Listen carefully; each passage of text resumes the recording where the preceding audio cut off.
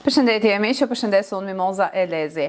Dhe jam përsëri këtu me shpalosjen e syretit të defterit të Sanxhakut Arvanit, që është një nga defteret më kryesore për sa i përket regjistrimeve më të vjetra të trojeve shqiptare nga perandoria osmane. Patjetër që këto nuk janë regjistrime më të vjetra që mund të jenë mbi trojet shqiptare, mbi historinë shqiptare dhe mbi të shkuarën tona, sepse regjistrimet e tjera patjetër që në kohën bizantine, në kohën romake më parë, por ato që ne sot kemi në dorë janë regjistrimet para të perandorisë osmane, që në këtë libër neve shikojmë hapturazi regjistrimet e më të hershme që i përkasin viteve 1431-1432, dhe këto shënime janë bërë kombas kohe, pra nuk kemi shënime të përgjithshme në mbar vend. Dua të theksoj edhe këtë që e kam theksuar edhe në programet e tjera, sepse lind pyetja se përse i ka regjistruar perandoria osmane, fshatrat shqiptar, të ardhurat shqiptare, popullsinë shqiptare, dhe në shumë regjistrime gjithashtu shohim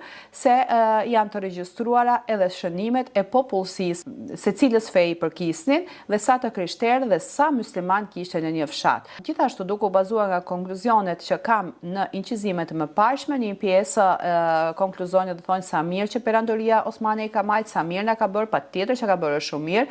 Një pjesë tjetër konkluzojnë ndryshe. Dua të theksoj se perandoria osmane i ka mbajtur këtë shënime jo për ne, por i ka mbajtur për veten e saj. Perandoria osmane këtë i ka shënuar sepse i duheshin asaj. Pra në bazë të shënimit të fshatrave, sa fshatra ishin, në fshat sa popullsi kishte, sa të krishterë ishin, sa musliman ishin, sa fëmijë lindin aty, sa djem lindin në këtë fshat, çfarë të ardhurash kishte fshati, çfarë kultivonte fshati, sepse në bazë të tyre ajo mblidhte taksat. Dhe regjistrimet sa më të rregullta të ishin, sa më të pastër dhe të qarta të ishin, sa me pikmëri të shënoheshin, aq më tepër interesonte asaj, sepse nëse një fshat ishin 30 familje dhe timari që zgjidhte perandoria osmane për të mbajtur këto shënime, shënonte 20 familje, pra duke qenë 30 familje, jo 20 familje, kjo ishte një humbje për perandorinë osmane, sepse ajo do të mblidhe taksa nga 30 familje dhe nga të ardhurat e 30 familjeve, dhe gjithashtu do të merrte fëmijët, djem që të dërgonte në sarajin e sultanit për të rritur si ushtar atje, do t'i merrte nga 30 familje,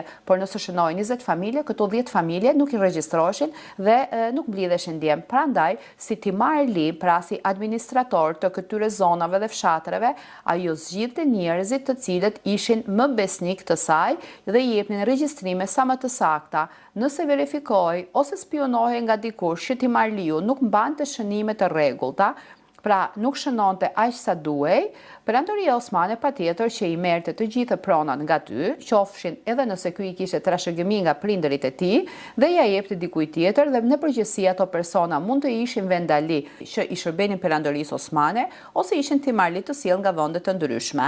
Sot ne jemi në faqen 14 të defterit Arvanit dhe do të fillojmë me timaret. Pra, timaret janë të shkurtra këtu siç shikojmë, sipas fshatrave, dhe kur timaret janë të shkurtra, ne do t'i përmbledhim në 2, 3, 4, 5 timare që të bëhet një program deri në 10 minuta me të dhëna sa më të qarta, me të dhëna sa më të hapura dhe me sa konkrete. Para se të filloj leximin e timareve që do shikojmë sot, dua të them se programet e mia me histori shqiptare, me temën e shqiptarëve të Turqisë dhe me shpalosin e dokumentave pra të këtyre arkivave, shfaqet çdo të mërkur dhe çdo të shtunë në orën 18 të darkës.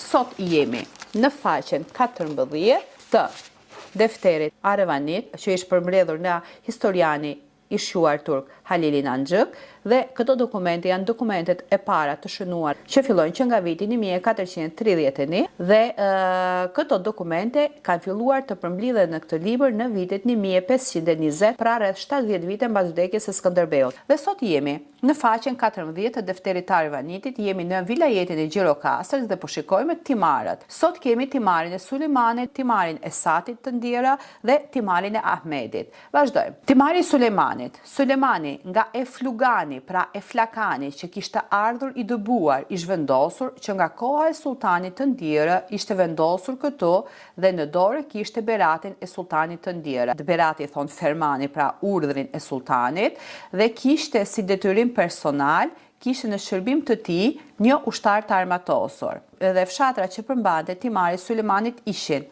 fshati Hormovë, që ishte lidhur direkt me nahijen e Edirnesë, por siç e dimë fshati Hormovë gjendet në Tepelena.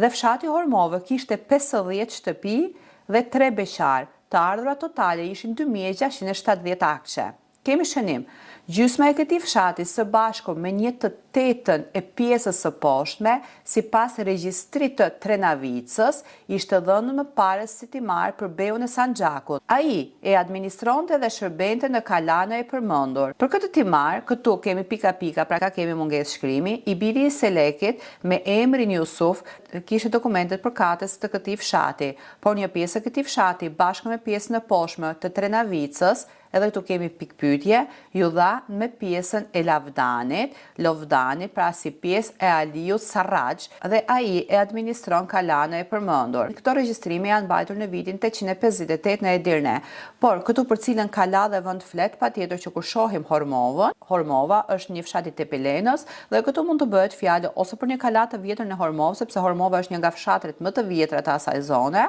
ose mund të bëhet fjalë edhe për Kalan e Tepelenës së asaj kohe. Pra timari Sulejmanit përmbante këtë fshat dhe siç e pam ishte një fshat goxha i madh në krahasim me fshatrat më parë që kemi parë, kishte 50 shtëpi. Tani vazhdojmë me timarin e Satit të Ndjera.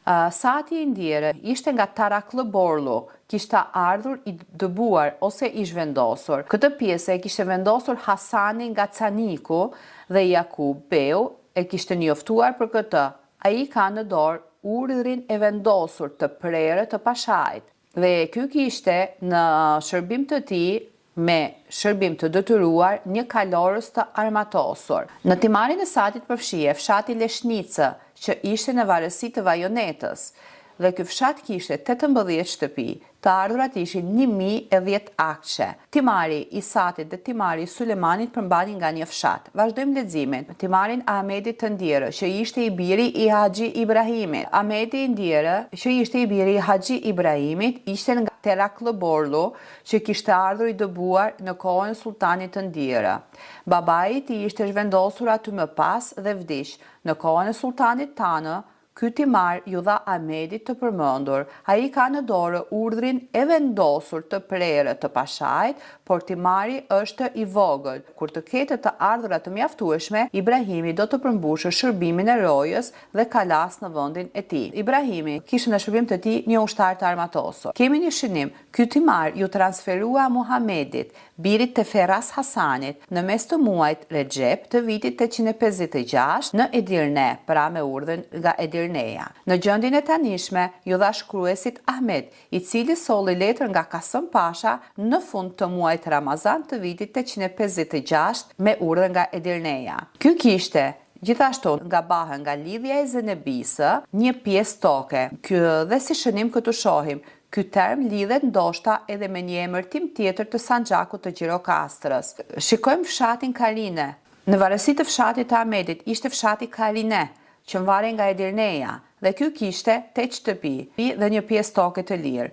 Kjo pjesë u bashkua në pjesën tjetër dhe u dha Hamza Beut, sepse për vendin e Hëzërit nuk kishte më të ardhura, kështu u njoftua.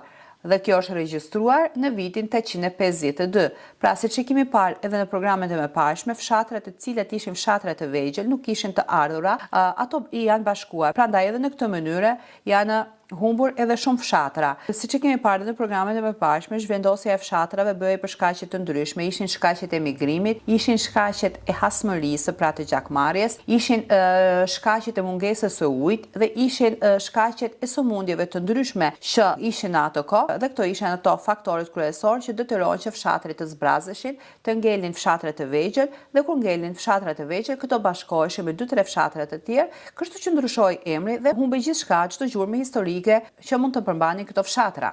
Në varësi të timarit të Ahmedit ishte edhe fshati Vishat, që varej nga Edirneja, dhe ky ishte një fshat që kishte 4 shtëpi dhe një pjesë toke të zbrazur. Të ardhat e përbashkëta të këtyre ishin 1006 akçe. Në varësi të timarit të Ahmedit ishte fshati Niviani, që ishte në varësi të Zagorasë, dhe ky fshat kishte 12 shtëpi, të ardhurat ishin 1000 akçe. Në varësi të timarit të Ahmedit ishte fshati Ajo Nikola, që kishte 2 shtëpi, të ardhurat ishin 160 akçe. Total në timarin e Ahmedit ishin 4 pjesë, 4 fshatra, që kishin 26 shtëpi, 2 vejusha dhe të ardhurat totale për të gjithë këto fshatra të vegjël ishin 2166. Kemi edhe shënim. në fund të faqes që thotë në vilajetin e Taraklët, pra që i përket zonës së Bollusë, Bollu në Turqi, shpërngullet e përbëra nga këtu kemi të dhëna në hyrjen, pra në fillim të defterit, ku hyrjen e plotët të defterit Arvanitas do ta shfaq kur të mbaroj të gjithë përgrithimin e librit. Gjithashtu kemi edhe përshpërngullet që janë bërë nga Samsungu dhe vendet e tjera. Dhe kemi një shënim tjetër ku thotë që ky timar i kaloi Muhamedit, i biri i Ferras Hasanit, në vitin 856, që ky ishte nga Jenixheja.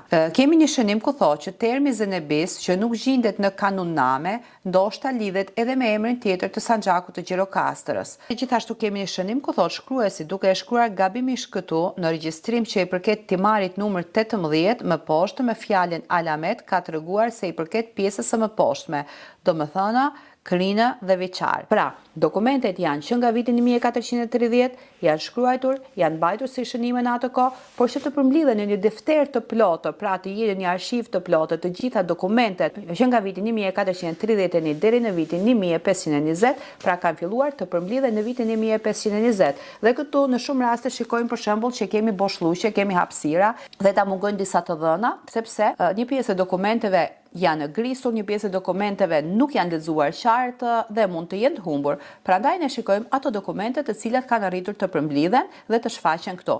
Pra sot pam përmbledhjen e këtyre tre timareve. Në programin e ardhshëm në faqen 15 të defterit Arvanit do të vazhdojmë përsëri me vilajetin e Gjirokastrës dhe do të shikojmë edhe përmbajtjen e timareve të tjera të fshatrave të tjera. Faleminderit për ndjekjen dhe mirupafshim në programin tjetër.